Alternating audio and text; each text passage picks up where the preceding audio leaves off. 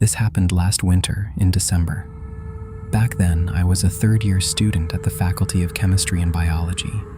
I lived in a fairly large one-room apartment, surviving on the money my parents sent me, and I didn't complain, even though things were tough. Right around that time, the winter exams began. I poured more and more time into my studies and completely forgot about sleep, wanting to pass every subject with straight A's to secure my scholarship for the next semester. I slaved over textbooks day and night, and then dragged my exhausted self to the exams. Sometimes in the evenings, I'd allow myself a little time to play PlayStation, watch TV shows, or sit alone in a cafe. There were no wild parties with friends because I didn't have any. Even by my third year, I hadn't made any, let alone found a girlfriend. It wasn't that I was an outcast. I was more like a black sheep. I kept out of their business, and nobody poked into mine, though sometimes I caught whispers calling me strange, unpleasant, or just a nerd. And it was true. I was a nerd, living my utterly boring life. What kept me going was the thought that next semester I'd be able to relax and eat better if my scholarship got bumped up, plus the extra financial aid. As I said, I didn't complain much about life, but there was one glaring problem: my deadbeat neighbor through the wall. He wasn't just my problem, he was a plague to everyone trapped in this concrete box. Often music would blast from his apartment until the middle of the night, until the neighbors called the cops, shutting down the circus temporarily. His junkies and homeless-looking buddies constantly confused my doorbell with his. Total morons. After one particular incident, I did everything I could to avoid him. It went like this. Exhausted from the night-long thumping, I called the law myself. The arriving police unit hammered on that asshole's door for a long time. Finally, the door swung open, and I saw my neighbor's bloated, drunk face. He was a guy in his early 30s, unshaven, unkempt, and his apartment reeked like a dumpster. I could swear the stench was toxic. 2 more complaints, and I'm filing for your eviction, got it? The officer said sternly. Right then, I felt the heavy, menacing stare of that lowlife on me. The next day, he cornered me by the doors and, casually waving a knife in front of my face, made it crystal clear what would happen to me if I snitched to the cops again. He reeked horribly of stale alcohol. I wanted to go to the police again, but I chickened out. Every time I came home, I checked the stairwell in my doorway meticulously. Exams were right around the corner, and now this. A few days later, the fear faded a bit, but his partying kept on. Burying my head under a pillow, I wished the absolute worst upon him. For him to just drop dead and stop poisoning the world with his existence. A week later somehow, the thumping behind my wall suddenly stopped. It stayed quiet the second day, the third, and the fourth. By that time, through superhuman effort, I passed my final exam. It's over. My torment is done, I thought to myself, and there wasn't a single peep from that idiot. Finally, the jerk had been evicted. Everything was looking up. Now I stayed in bed as long as I wanted, played games, watched shows, and barely left the house. New Year was approaching. Everyone was rushing through supermarkets. I talked to my parents, and we decided I'd spend the holiday here and head back to my hometown for winter break around January 2nd or 3rd. However, a small sliver of fear regarding my ex-neighbor still lingered in my heart. What if he blamed me for his eviction and stabbed me in some dark alley?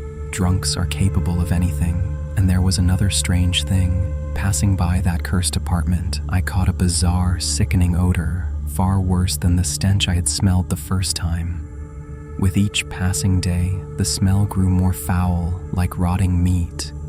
It got so bad that as I approached my door, the stench hit me like a physical blow. Shrugging it off, I would rush past as fast as possible and lock myself inside my sanctuary. On the night of December 28th, my deep sleep was abruptly shattered by a knock at the door. I bolted out of bed and checked the clock. It was 2:30 a.m. Who the hell needs me at this hour? Could it be that guy? Who's there? I asked quietly. Major Yakovlev, open up. I peered through the peephole. Sure enough, a man in uniform was standing outside. What happened? What do you need me for? A murder occurred in your building. You need to act as a witness. I threw on some clothes, slipped into my slippers, and stepped outside. The moment I opened the door, that horrific, nauseating stench hit me full force. I saw that my hated neighbor's door was wide open and police officers were walking around inside. I know this is going to be a shock for you, but an old lady lives in the apartment opposite yours, a fragile soul, so I chose not to disturb her, the major said. I was slowly led into the kitchen. The stench became so unbearable that I covered my mouth and nose with my hand. The officers were doing the same. What I saw made my knees buckle and my stomach churned. In the middle of the floor, among scattered bottles, lay the corpse of a man covered in caked blood. A knife protruded from his eye socket, and I instantly recognized it. It was the exact same knife used to threaten me not long ago. The forensics team took a few photos and cordoned off the room. Stumbling over bottles, we moved into the bathroom. Hanging there was the corpse of the son of a bitch who had tormented me for months. Despite his bloated, dark blue skin, I still recognized him. The smell here was devastating, and I threw up a few more times. It's no wonder, kid, the smell is bad because the corpses have been lying here for almost a week, the major explained patiently. A simple domestic dispute. One butchered the other and then hanged himself in the bathroom. I realized that alongside the shock and nausea, I felt a surge of triumph, a wild joy. This bastard who caused so much misery for me and everyone else was now dangling dead in a noose. I stood around a bit longer, watching them carry the bodies out.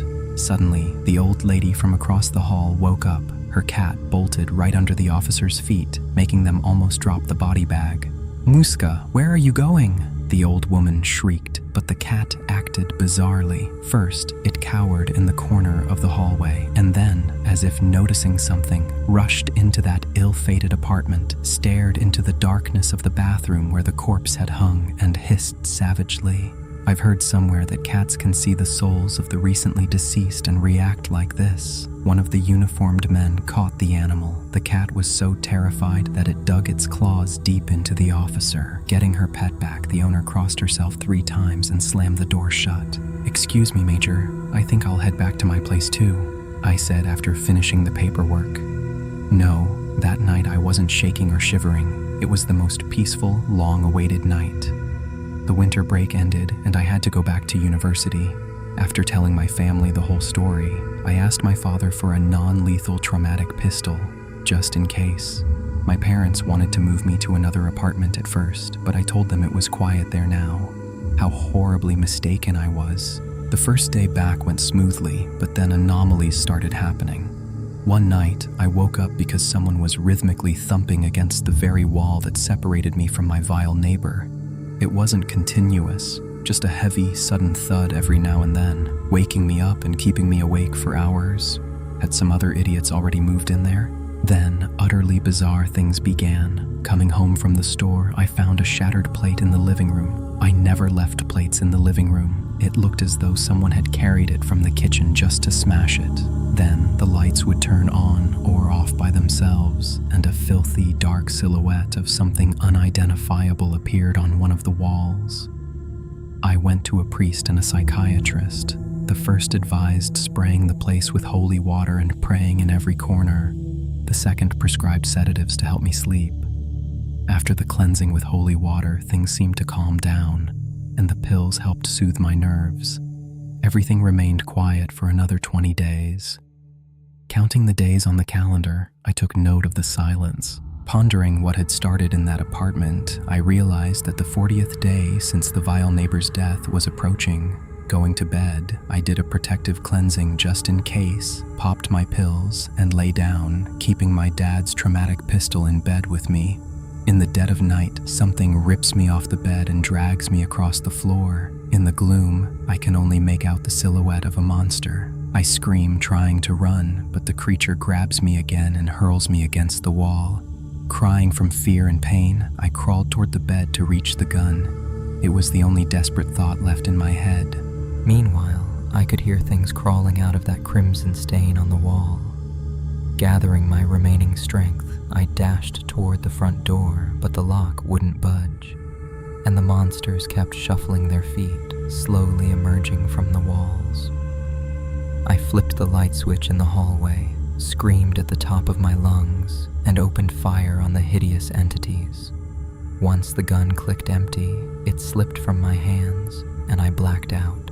Later, I woke up in an unfamiliar place, by the looks of it, a hospital. "He's finally coming around," I heard a faint voice say. Two men were sitting nearby, one in plain clothes, the other in a police uniform. "I'm the detective," the one in civilian clothes murmured calmly. "So, what happened that night?" "I barely remember it myself," I answered in a weak voice. "I remember things crawling out of the wall, and I was trying to kill them with the pistol." "The neighbors heard your screams and gunfire and called the police. You were found unconscious in your bed. Bullet holes were found on the wall, but you say you were by the front door trying to escape because the lock jammed. And what about a dark red stain in the bedroom? What do you say to that?" The men exchanged looks. "But there was no stain there, Oleg. You might be suffering a severe nervous breakdown. How many hours of sleep do you get a day?" "Well, about 5. Are you trying to say I've lost my mind or that I'm playing dumb? Don't get upset. A heavy academic workload could have triggered hallucinations, and the murder you witnessed in the next flat only feeds into it." Major Yakovlev and the other investigators. The detective's eyes widened, and he stared intently at me. "A murder? Nobody has lived in that apartment for a long time. And who the hell is Major Yakovlev? You've burned your brains out studying, kid. Yes, a murder-suicide did happen there, but it was 10 years ago." "A knife in the eye and a noose in the bathroom?" I asked quietly. The law enforcement officials froze dead in their tracks. "How on earth do you know that?" Just then, a nurse came in and announced that visiting hours were over. They injected me with something, and I drifted into a soft oblivion. A month later, I was discharged from the clinic and resumed my studies at the faculty, though not as obsessively. I started dedicating more time to sports and rest. My parents rented a different apartment for me, closer to the university. I don't know if I imagined it all or if it was a dream, but a year later, I found out that a man had moved into my old apartment and went insane 6 months later. And in that ill-fated neighboring flat, another murder-suicide had taken place. Choose your apartments carefully. You never know what kind of neighbor you might end up with. Subscribe to the channel and like it. I promise that the videos will only get more interesting.